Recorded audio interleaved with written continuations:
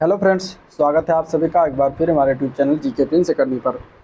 तो इस वीडियो में हम लोग डिस्कस करेंगे प्रैक्टिशन नंबर 4 और ये होगा यूपी ट्रिपल एस सी पेट एग्ज़ाम जो कि 28-29 अक्टूबर को होने वाला, उसके लिए जो है प्रैक्टिस सेट करवा रहे थे। तो वही से मतलब उसी से रिलेटेड जो है हम ये चीज़ें करने वाले, ठीक है। 100 क्वेश्चन है, इसमें 100 क्वेश्चन पूछे जाएंगे। तो इस तरीके से फुल प्रैक्टिस सेट होगा जो कि घटना चक्र के बुक से लिया गया है। चौथा प्रैक्टिस सेट है, इसके पहले 3 प्रैक्टिस सेट हो चुका है। उसको अगर आप लोगों ने नहीं देखा है तो चैनल पेज पर जाइए, आपको वहाँ से मिल जाएगा, या फिर मैं उसका लिंक भी डिस्क्रिप्शन बॉक्स में दे दूँगा, वहाँ से देख सकते हैं। साथ ही साथ पेट से रिलेटेड मैंने थ्योरी का भी पोर्शन कराया हुआ है, घटना चक्र का अध्ययन सामग्री जो आया था। तो अगर नहीं देखा है तो वो देखिए। मैराथन क्लास सामान्य जीके, अर्थव्यवस्था और पॉलिटी, इन सभी का मैराथन भी कराया हुआ है, तो उसको भी देखिएगा, ठीक है। 500 क्वेश्चन का। और इसको अगर आप लगा लेंगे तो इस समय सबसे ज़्यादा उपयुक्त समय है कि आप ज़्यादा से ज़्यादा प्रैक्टिस सेट लगाएं पेट से रिलेटेड, ठीक है। तो चलिए उसी पर्पज़ में शुरुआत करते हैं और यहाँ से पहला क्वेश्चन हम देखते हैं। पहला क्वेश्चन दिया गया है कि निम्नलिखित में से किस भारतीय राज्य की सीमा भूटान के साथ नहीं मिलती है, इनमें से ये बताना है, ठीक है। तो भारतीय स्थल सीमा अगर हम बात करें तो उत्तर पूर्व में जो है भूटान के साथ मिलती है, ठीक है। उत्तर पूर्व में किससे मिलती है? भूटान के साथ जो है भारतीय स्थल की सीमा रेखा मिलती है। अब भूटान के साथ सीमा साझा करने वाले भारतीय राज्यों में अगर देखा जाए तो सिक्किम आता है, ठीक है। सिक्किम आता है, असम आता है, सिक्किम, असम और अरुणाचल प्रदेश, ठीक है, अरुणाचल प्रदेश। इसके अलावा पश्चिम बंगाल भी जो है टच करता है भूटान को।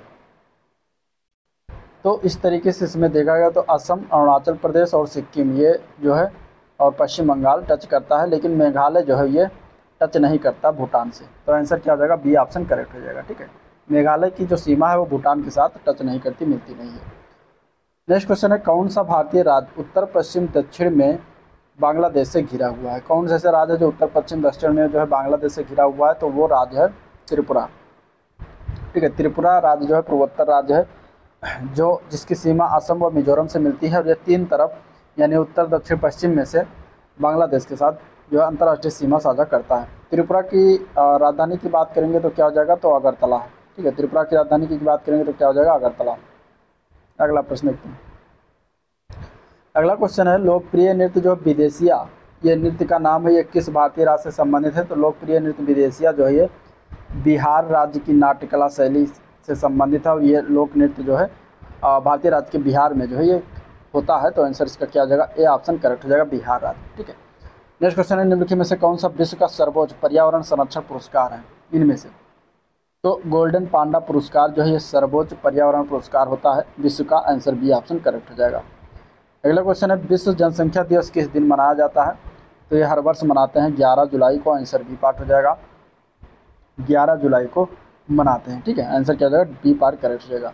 एडीबी यानी एशियाई डेवलपमेंट विकास बैंक, या एशियाई डेवलपमेंट बैंक कह सकते हैं, या एशियाई विकास बैंक। तो ये होता है, इसकी स्थापना किस वर्ष किया गया था? तो एडीबी की स्थापना किया गया था 1966 में। आंसर सी ऑप्शन हो जाएगा, ठीक है। तो आंसर क्या हो जाएगा? इसका सी ऑप्शन करेक्ट हो जाएगा।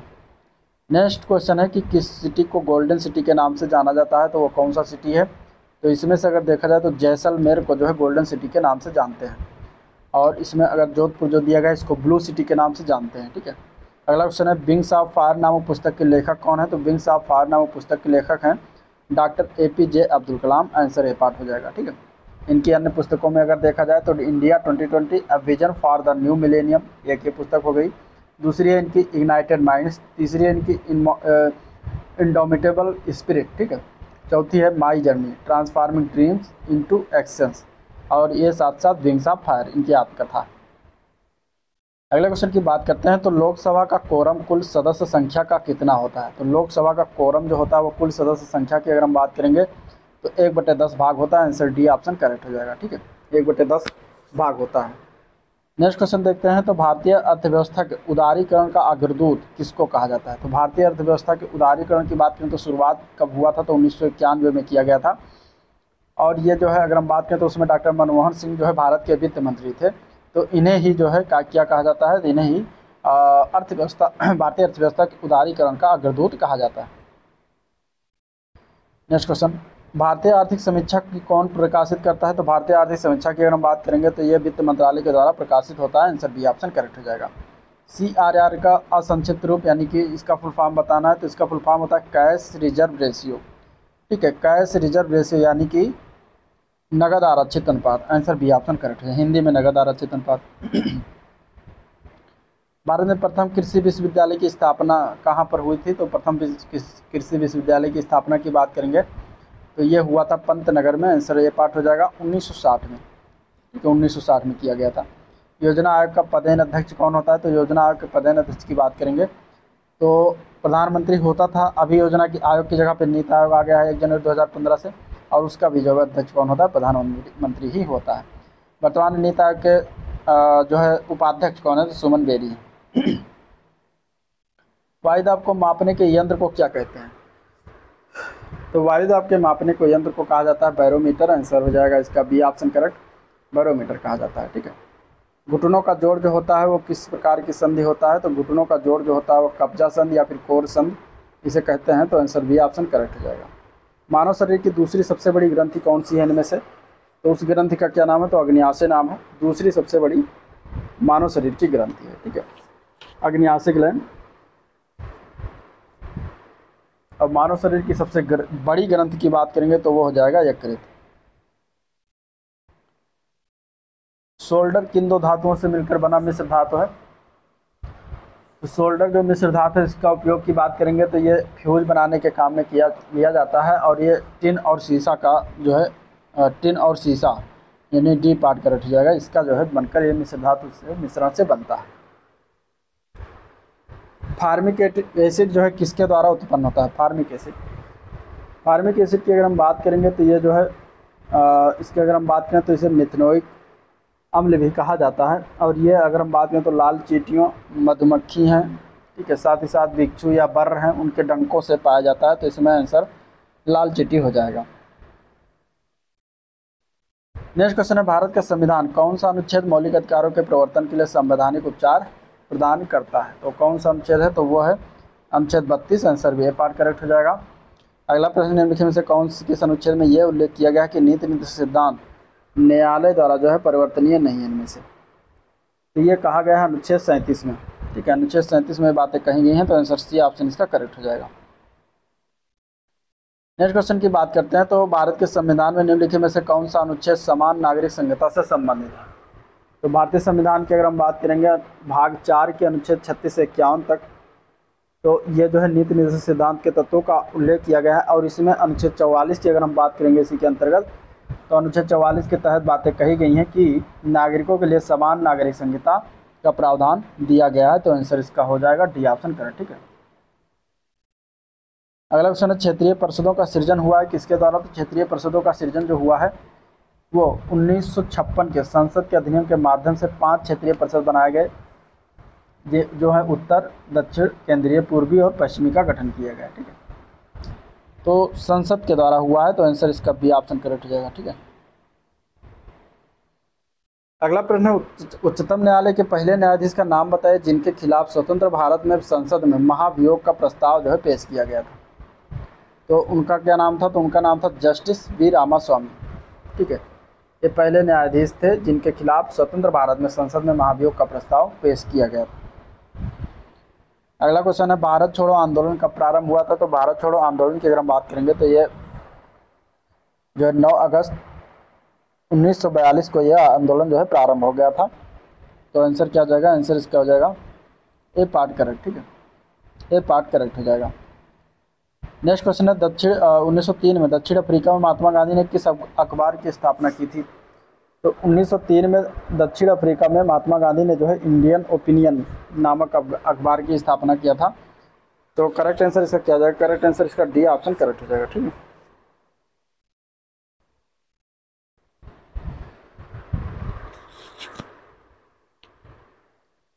अगला क्वेश्चन है, सबसे पहले कौन सी घटना घटी इनमें से?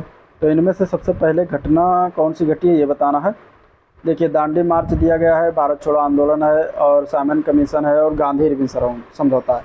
अब इनमें सबके डेट पता होना चाहिए। दांडी मार्च कब हुआ था? तो 12 मार्च 1930 को, ठीक है। भारत छोड़ो आंदोलन कब शुरुआत हुआ? तो 9 अगस्त 1942 को।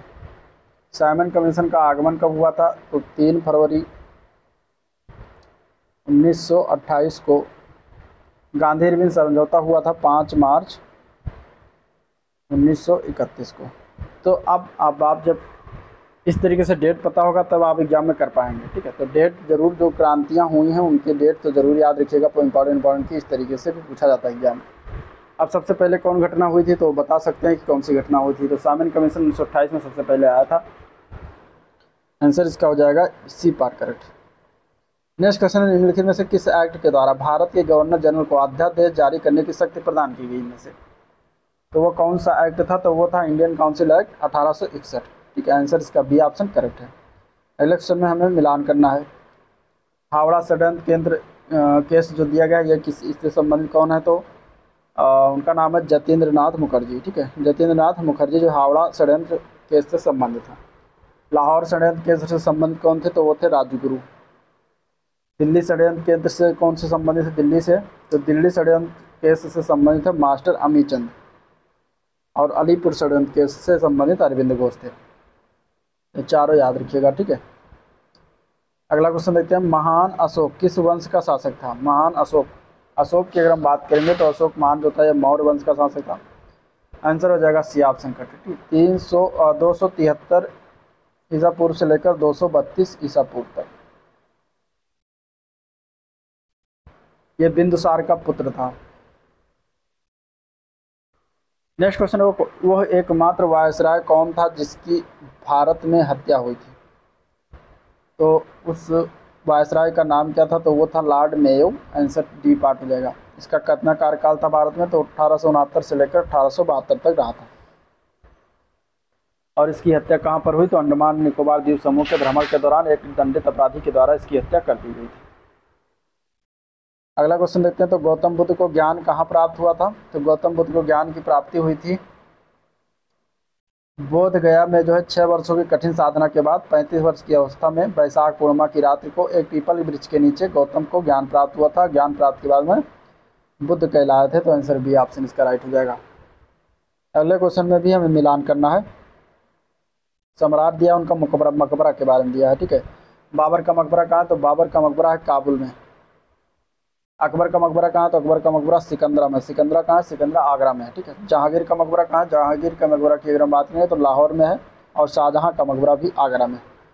तो इस तरीके से मिलान करने के लिए आते हैं और आपको इसमें चारों पता होना चाहिए तभी हो पाएगा। तो आंसर इसका क्या हो जाएगा, इस तरीके से मिला सकते हैं, ठीक है। नेक्स्ट क्वेश्चन देखते हैं, निम्नलिखित में से किसने सोमपुर महाविहार का निर्माण कराया था। तो धर्मपाल ने जो है विक्रमशिला तथा सोमपुर के में प्रसिद्ध बिहारों की जो है स्थापना किया था। तो आंसर सी ऑप्शन इसका करेक्ट हो जाएगा, ठीक है, धर्मपाल।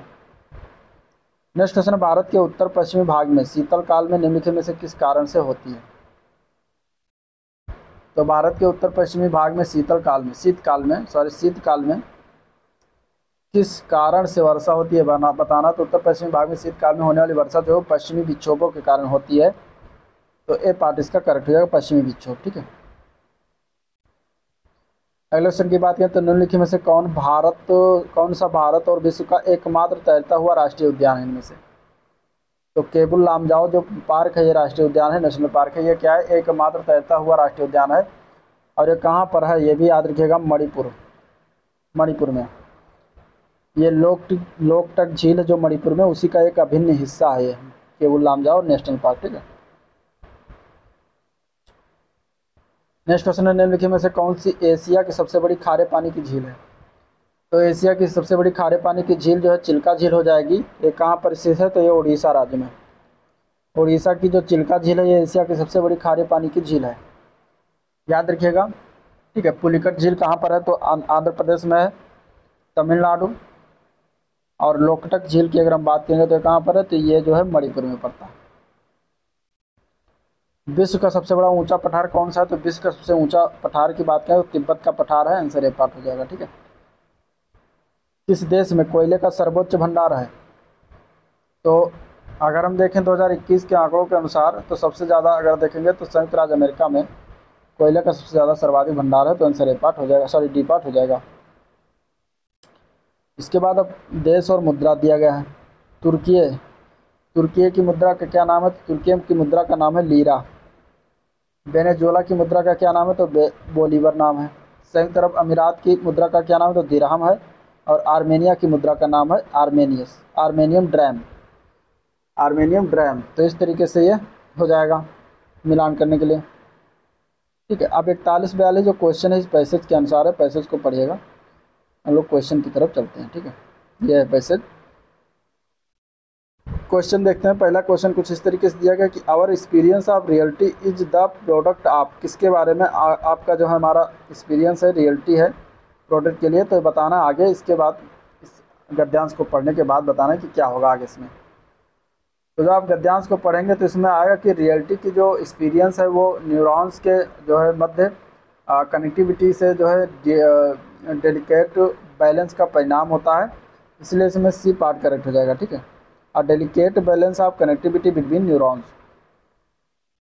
और जब आप इस गद्यांश को पढ़ेंगे तो यही अर्थ इसका निकल के आएगा। नेक्स्ट क्वेश्चन, हाउ और subjective experience of an object form. ठीक है, इसका आंसर क्या हो जाएगा, तो किसी वस्तु यानी किसी ऑब्जेक्ट के बारे में हमारी जो चेतना संबंधी अनुभूति या आत्मपरक अनुभूति होती है उसका निर्माण संवेदी आगतों की सहायता से जो है पूर्व की अनुभूतियों के अनुस्मरण या स्मृति के द्वारा होता है।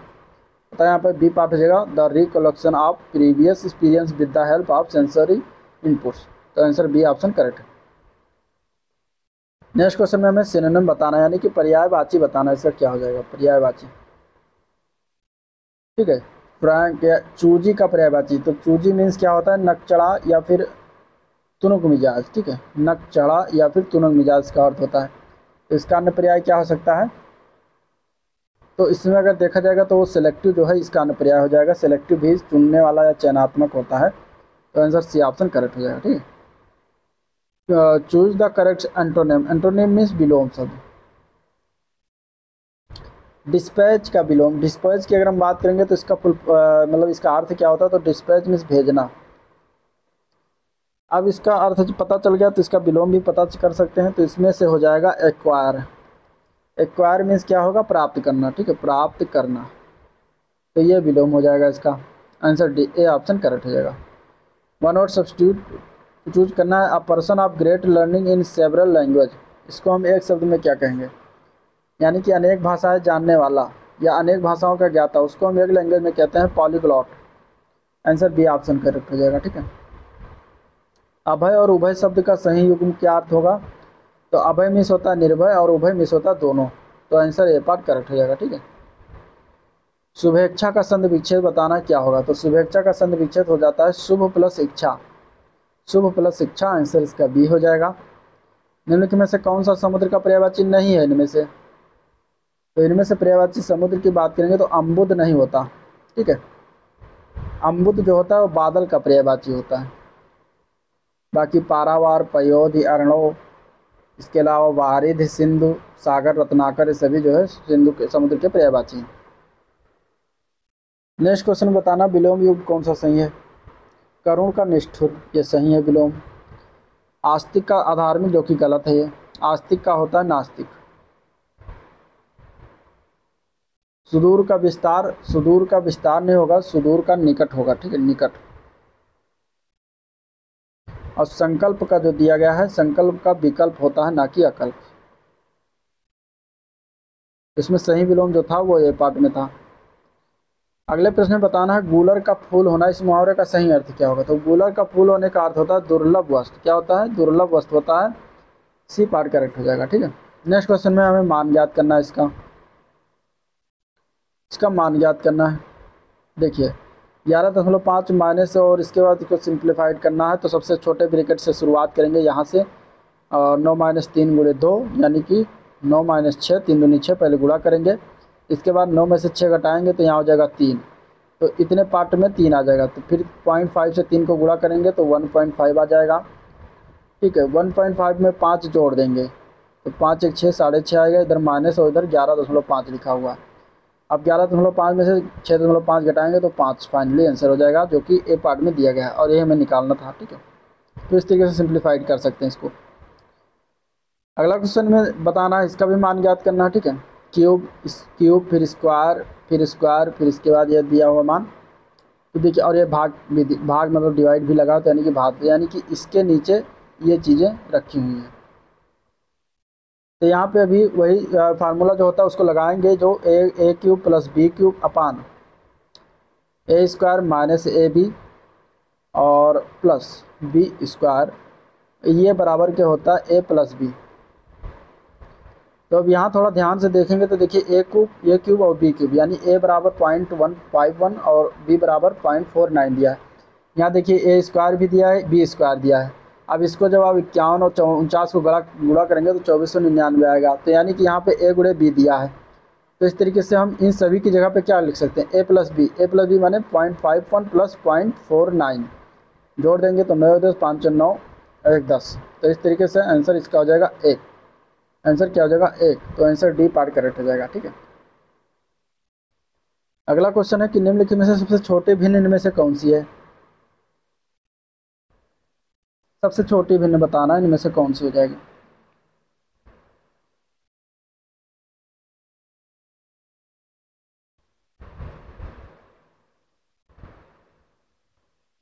तो हम इसमें क्या करेंगे कि जो पहले दो दिया गया भिन्न 3/9 और 8/14 इनमें कंपेयर करेंगे। इसके बाद 5/8 4/9 में कंपेयर करेंगे। तो कैसे करेंगे, तो इसका हम गुणा यहाँ पे लिखेंगे, 14 3 42 हो जाएगा।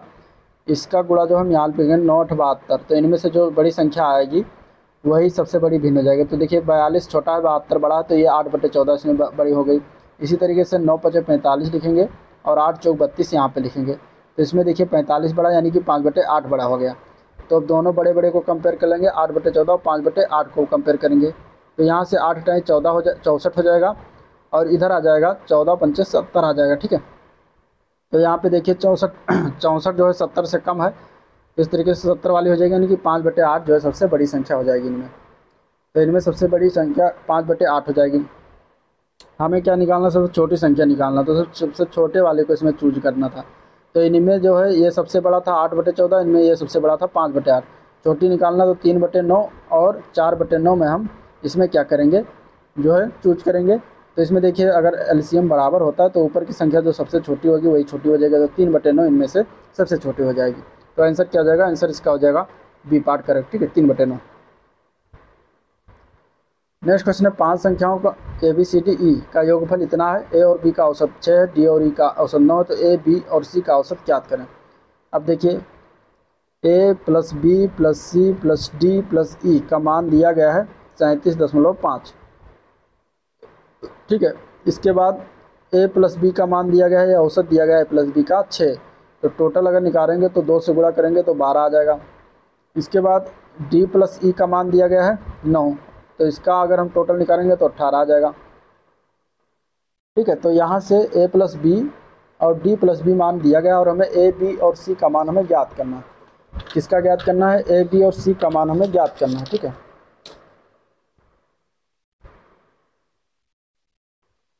तो समीकरण में अगर हम देखते हैं इसमें से,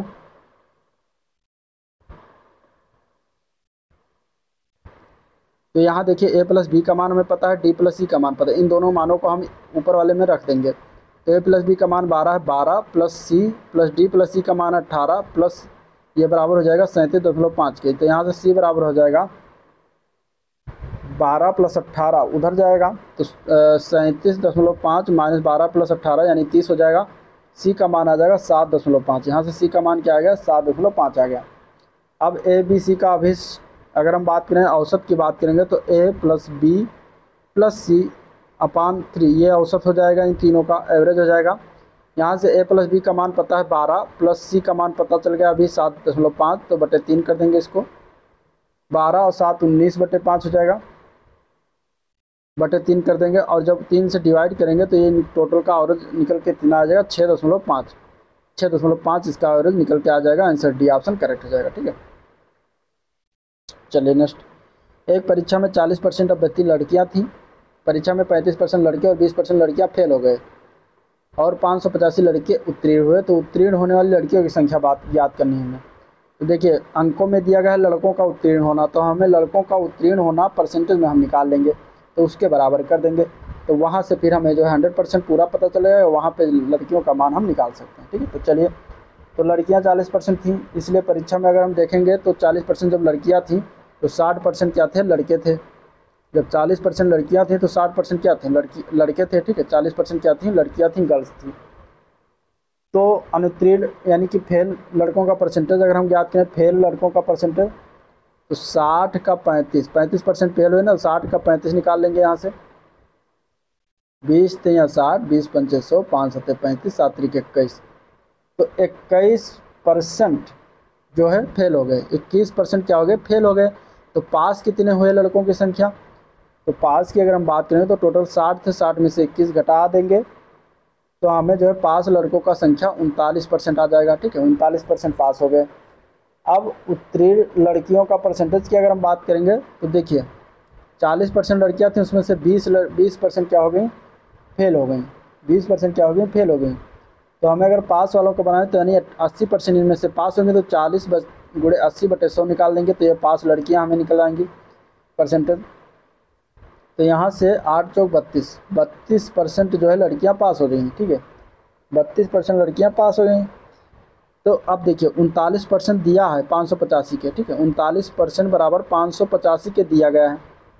तो यहाँ से हमें 32% निकालना था, तो 32% बराबर इसे कर देंगे 585/39 और गुणे 32। ठीक है, तो इस तरीके से जब 585/39 गुणे 32 इसको जब हम सॉल्व करेंगे तो ये मान निकल के आ जाएगा 480। मान कितना निकल के आएगा, 480। तो 480 हो जाएगा फाइनली आंसर, इसे पार्ट करेक्ट हो जाएगा। ठीक है, नेक्स्ट क्वेश्चन। एक मंच पर एक पुरुष को दिखाते हुए रीता ने कहा कि वह मेरे पति की पत्नी की पुत्री का भाई है। मंच पर उपस्थित उस पुरुष का रीता से क्या संबंध था। तो रीता ने क्या कहा कि वो जो है मेरे पति यानी कि रीता के पति की पत्नी यानी रीता की पुत्री, पत्नी की पुत्री, ठीक है, पुत्री का भाई है, यानी इसका भाई हो गया या इस तरीके से, तो वो जो है भाई है। तो इस तरीके से अगर देखा जाए तो मंच पर उपस्थित जो पुरुष होगा वो क्या होगा, रीता का पुत्र होगा। वो के रूप में क्या है, वो की बात करा तो वो क्या है, तो वो हो जाएगा जो है रीता का पुत्र हो जाएगा। ठीक है, रीता का क्या हो जाएगा, पुत्र हो जाएगा। तो आंसर यहाँ पे ए पार्ट करेक्ट हो जाएगा, पुत्र। अगला क्वेश्चन है यदि 27 दिसंबर 2009 को बृहस्पतिवार था तो 1 मार्च 2010 को जो है कौन सा दिन होगा। ठीक है, तो चलिए इसमें अगर देखिए 2009 27 दिसंबर की बात कर रहा और 1 मार्च 2010 की बात करें, यानी कि दिसंबर के बाद जनवरी, फरवरी और मार्च ये लग जाएगा। तो 3 महीने के अंतर के बाद पूछा है कि कौन सा दिन होगा। तो देखिए 27 दिसंबर अगर 2009 को बृहस्पतिवार था तो 27 दिसंबर के बाद दिसंबर में कितने दिन रह गए, तो दिसंबर में 27 के बाद अगर देखेंगे तो 28, 29, 30, 31 4 दिन रह गए, 4 शेष दिन। ठीक है, इसके बाद अब हम आ जाएंगे अगले साल 2010 के जनवरी में। जनवरी कितने दिन का होता है, तो 31 दिन का होता है, तो यहाँ पे 3 और डेज हो जाएंगे। फरवरी 0 दिन का, तो यहाँ पे 0 हो जाएगा। ठीक है, अब इधर 1 मार्च को हमें निकालना, तो 1 भी ऐड कर लेंगे। तो इस तरीके से कितना हो जाएगा, तो 4 3 7 1 8, टोटल 8 डेज हो गए। अगर हम 7 से डिवाइड करेंगे तो ये आ जाएगा 1 और डेज। तो 1 8 डेज आ गए, यानी कि अब 27 दिसंबर को अगर बृहस्पतिवार था तो बृहस्पतिवार में 1 जोड़ देंगे तो 1 मार्च को कौन सा दिन हो जाएगा, तो वो हो जाएगा शुक्रवार। ठीक है, तो इस तरीके से क्वेश्चन इजीली निकल सकता था। तो आंसर इसका हो जाएगा, आंसर क्या हो जाएगा, आंसर इसका हो जाएगा बी पार्ट करेक्ट हो जाएगा, शुक्रवार इसका राइट आंसर हो जाएगा।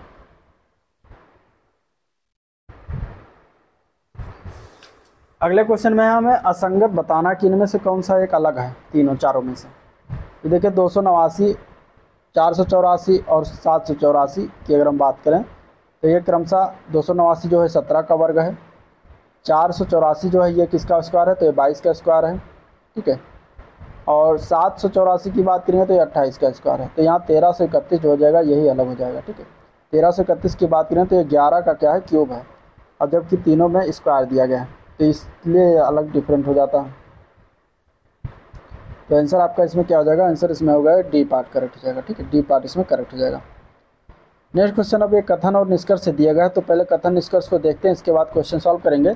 कथन दिया गया है कि कुछ मोबाइल टैबलेट है, कुछ मोबाइल टैबलेट है। ठीक है, ये हो गया मोबाइल और ये हो गया टैबलेट। ठीक है, टैबलेट हो गया। अब कह रहा है कि कुछ टैबलेट लैपटॉप है, कुछ टैबलेट नहीं सभी टैबलेट, सॉरी सभी टैबलेट क्या है, सभी टैबलेट जो है वो लैपटॉप है। सभी टैबलेट क्या हो गया, लैपटॉप हो गया, ये लैपटॉप हो गया। देखिए इस तरीके से इसका हम चित्र बनाते हैं। ठीक है, तो इसमें टैबलेट भी आ गया, सभी टैबलेट लैपटॉप में के अंदर आ जाता है, और कुछ मोबाइल जो है क्या है वो टैबलेट हो जाता है। तो अब यहाँ पे जो हमें ये हो गया कथन को पहले हम ऐसे फ़ोटो से अरेंज कर लेंगे। इसके बाद हम निष्कर्ष की बात करते हैं। निष्कर्ष में जो दिया गया है उसको देखते हैं, ठीक है। निष्कर्ष में जो दिया गया है उसको देखते हैं। निष्कर्ष में क्या दिया गया है? निष्कर्ष में दिया है कि कुछ लैपटॉप मोबाइल हैं। तो कुछ लैपटॉप मोबाइल तो बिल्कुल होगा, क्योंकि टैबलेट और लैपटॉप तो दोनों सेम है, तो ये जो पोर्शन है ये मोबाइल में भी आता है, तो ये तो सही हो जाएगा कथन निष्कर्ष पहला। दूसरा है कुछ मोबाइल लैपटॉप हैं, कुछ मोबाइल लैपटॉप हैं, तो ये भी सही है, यही पोर्शन आ जाएगा इसमें भी, तो ये भी सही है। सभी मोबाइल लैपटॉप है। अब सभी मोबाइल लैपटॉप नहीं होगा, क्योंकि इतने ही जो है इतना ही क्या है कि लैपटॉप के अंतर्गत आता है। इतना जो मैं कलर कर रहा हूँ इतना ही आता है, बाकी ये पोर्शन जो है ये लैपटॉप नहीं है, तो ये गलत हो जाएगा। तो इसमें कौन सा निष्कर्ष हो जाएगा? तो पहला और दूसरा निष्कर्ष इसमें केवल अनुसरण करेगा, सही हो जाएगा, बाकी तीसरा गलत है। तो आंसर क्या हो जाएगा? पहला और दूसरा। नेक्स्ट क्वेश्चन देखते हैं। अगला क्वेश्चन इसमें दिया गया है कि कंप्यूटर को इस तरीके से लिखते हैं, तो लैंग्वेज हम किस तरीके से लिखेंगे? तो देखिए कंप्यूटर की अगर हम बात करते हैं यहाँ पे, तो कंप्यूटर का जो पहला अक्षर है वो तो ऐसे रहने दिया गया है। फिर यहाँ पे OM और इसके बाद OM के बाद फिर PU को छोड़कर फिर TER, T को छोड़कर ER, ठीक है। यहाँ पे C को ऐसे ही रखने दिया गया है, और यहाँ पे फिर O को इसकी जगह पर परिवर्तन किया गया है, M को O की जगह पर, O को M की जगह पर। और P और U में क्या किया गया कि +1 कर दिया गया, ठीक है। P में +1 करके Q हो गया, और U में +1 करके V हो गया, और T की जगह पर यहाँ पे E ले आया गया है, E आ गया है, ठीक है। और E की जगह पे यहाँ पे R हो गया, और T सबसे लास्ट में चला गया इस तरीके से। तो ये देखिए इस तरीके से कोड करके बनाया गया। अब इसी चीज़ को हम इसमें प्रयोग करेंगे लैंग्वेज बनाने में। तो लैंग्वेज का पहला अक्षर जो होगा उसको हम सेम रखेंगे L, और दूसरा तीसरा अक्षर को हम बदल देंगे, N की जगह पे A की जगह पे N। फिर इसके बाद दोनों अक्षर में +1 कर देंगे। G में +1 करेंगे तो क्या हो जाएगा? H हो जाएगा। U में +1 करेंगे तो क्या हो जाएगा? V हो जाएगा। फिर इसके बाद यहाँ पे क्या किया गया था कि जो बीच वाला अक्षर था उसको पहले लिखा गया, तो G पहले अक्षर हो जाएगा। इसके बाद लास्ट वाला जो है उसको लिखा जाएगा, फिर सबसे लास्ट में A को लिखा जाएगा। तो इस तरीके से ये बन जाएगा कोड अपना, ठीक है। LNAHVGEA, ठीक है। तो आंसर क्या हो जाएगा? यही हो जाएगा LNA। Answer A part correct हो जाएगा, ठीक है। Next question. अगस्त 2023 में प्रस्तावित उत्तर प्रदेश शिक्षा सेवा चयन आयोग का मुख्यालय कहाँ पर होगा? मुख्यालय बताना है, तो इसमें क्या हो जाएगा इसका आंसर?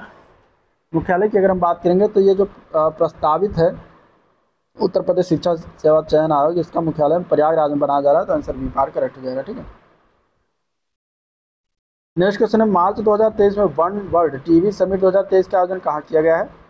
तो इसका आयोजन जो किया गया है वो उत्तर प्रदेश के वाराणसी शहर में किया गया है, आंसर C पार्ट हो जाएगा।